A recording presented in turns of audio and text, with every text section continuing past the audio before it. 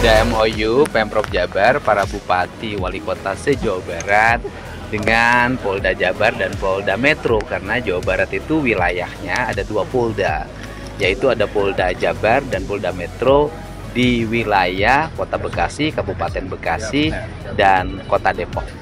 Nah, perjanjian ini menyangkut berbagai hal. Pertama, meningkatkan keamanan di seluruh wilayah Jawa Barat, ketertibannya, kemudian juga ketentraman warganya.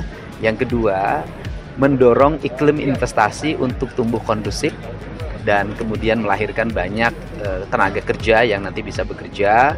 Dan di dalamnya kita ada upaya-upaya yang akan dilakukan, memperkuat basic-basic keamanan di setiap kawasan dan zona industri, kemudian menumbuhkan iklim ekonomi yang kondusif, melindungi UMKM, ada ketentraman di pasar dan di berbagai tempat lainnya. Kemudian mendorong anak-anak sekolah di Jawa Barat untuk tertib dan disiplin dalam berlalu lintas. Mereka bisa, kan sudah dimulai di bawah umur, tidak boleh menggunakan kendaraan bermotor kecuali yang jaraknya tidak bisa ditempuh dengan kendaraan umum atau berjalan kaki. Kemudian juga pembersihan berbagai problem yang bisa merusak remaja, narkoba, obat-obatan terlarang, kemudian minuman-minuman oplosan yang sering tersebar di mana-mana, dan melakukan pengetatan pengawasan terhadap anak-anak sekolah, sehingga nanti di jam-jam tertentu mungkin saya akan memberlakukan pada hari-hari belajar itu tidak boleh lagi nongkrong di atas jam 8 misalnya, karena kan mereka harus di rumah, karena ketika di luar itu godaannya terlalu banyak. Sehingga hari ini saya juga bersyukur di berbagai tempat mengalami penurunan, anak-anak mulai bersekolah dengan baik, tawuran mulai menurun. Kemudian juga anak-anak sudah senang berjalan kaki. Ini kan sebuah sinyal bahwa seluruh kebijakan akan berjalan manakala dilakukan secara sinergi.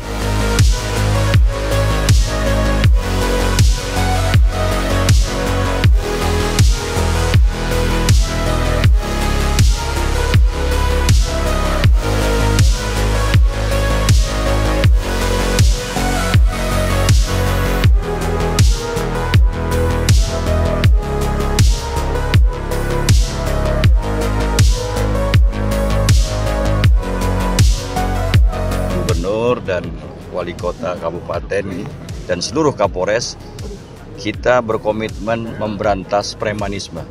Kita jamin investasi di Jawa Barat. Jawa Barat yang aman investasi. Berkaitan dengan keamanan, kami minta sama Pak Gubernur, itu bagian kami. Kami akan segera selesaikan.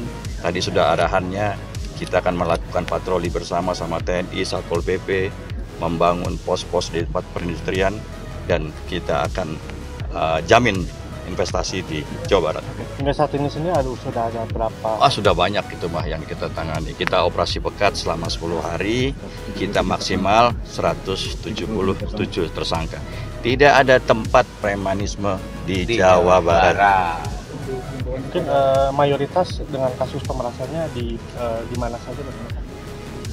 Tadi saya sampaikan bahwa untuk di kawasan industri, pemukiman, pasar, pembangunan rumah dan segala macamnya yang dirisaukan oleh masyarakat, kita semua akan tindak dan sudah dilakukan. Berarti bukan hanya di industri aja ya Pak? Tidak, di perumahan juga, di pasar-pasar itu rakyat kecil itu. Yang pedagang-pedagang kecil, Pak Gub, diambil-ambilin duitnya 5.000 segala rupa. Nah itu di parkir liar segala. Pak, terkait kebijakan Pak Gub yang barak untuk preman itu gimana? Kalau dari kepolisian sendiri, Pak? Kita dukung, itu kan kita mengedukasi. Kenapa dia jadi preman? Karena dia tidak terlatih dan segala macam cari makan. Kita siapkan dia menjadi manusia yang berguna. Dengan salah satunya diikuti dengan pendidikan. Kita dukung. Ya. Sudah ada berapa yang bakal dimasukin, Pak? Kalau dari polisi sendiri, Pak? Kalau kita belum, tadi Pak Gub mencanangkan bahwa nanti di SPN, nanti kita akan kaji untuk melakukan pembekalan ya, supaya dia berubah, mindsetnya berubah ya Pak Gub, dan kemudian mau bekerja, terdedikasi yang baik sehingga siap untuk mencari pekerjaan.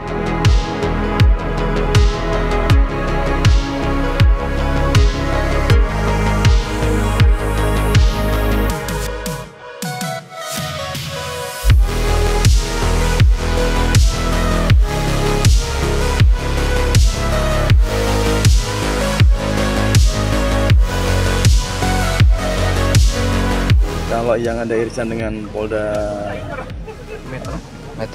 Polda Metro ya, wilayah administrasi Jawa Barat, Depok, Bekasi, dan Bekasi Kabupaten.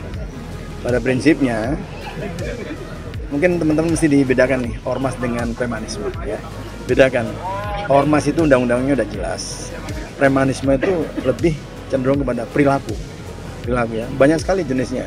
Pemalakan, pungli ya, meminta tanpa ada alas hukumnya ya, memberatkan sifatnya. Itu premanisme. Nah, prinsipnya premanisme ini lebih banyak mengganggu daripada membantu. Jelas kita polisi ya, dari Mabes Polri sampai pada polisi yang paling bawah itu mengambil sikap untuk diperangi. Apalagi berkaitan dengan investasi. Seperti ada sebuah pabrik yang akan dibangun, bebannya terlalu banyak. Dan pabrik-pabrik yang go internasional, ada multi national company, tentunya hal-hal ini sudah tidak ditolerir. Dan jelas ini mengganggu. Kalau mengganggu, melanggar hukum ya kita tindak. Itu aja. Hingga saat ini ada berapa orang mungkin? Banyak lah, kalau di Budam itu banyak. Lihat aja TV. Ya, saya juga nggak mungkin detail ingat satu-satu siapa pelakunya dan lain-lain. Banyak sekali, bentuknya banyak sekali. Di pasar, di terminal, di perumahan dan lain-lain. Intinya semua pelanggar hukum ya masuk kategori premanisme dan lain-lain kita tindak. Tadi sangat bagus yang kebijakan Pak Gubernur ini. Membina perilaku juvenil, kenakalan diarahkan. Dan nakalnya anak-anak remaja di Jakarta, di kota-kota besar bukan hanya sekedar, kalau dulu kami zaman SMA berkelahi tangan kosong, sekarang nggak ada, penakut semua, pakai celurit panjang-panjang. Ya. Dan kalau tawuran, janji pakai medsos ketemu dan cilakanya matinya beneran. Bukan mati-matian.